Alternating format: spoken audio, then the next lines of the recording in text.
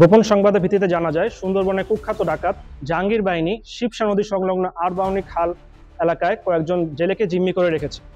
প্রাপ্ত তথ্যের ভিত্তিতে আজ ৩ অক্টোবর ২০২৫ তারিখ শুক্রবার ভোর ৫টায় কোস্টগার্ড বেস মংলা ও আউটপোস্ট নলিয়ান কর্তৃক উক্ত এলাকায় একটি বিশেষ অভিযান পরিচালনা করা হয়।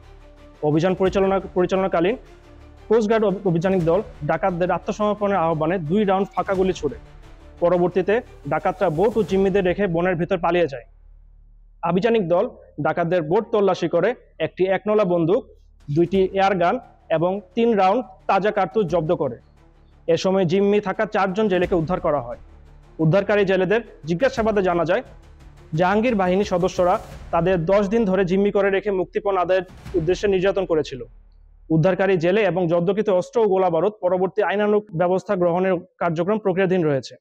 সুন্দরবনকে দস্যুমুক্ত রাখতে বাংলাদেশ কোস্টগার্ড ভবিষ্যতেও এ ধরনের অভিযান অব্যাহত রাখবে।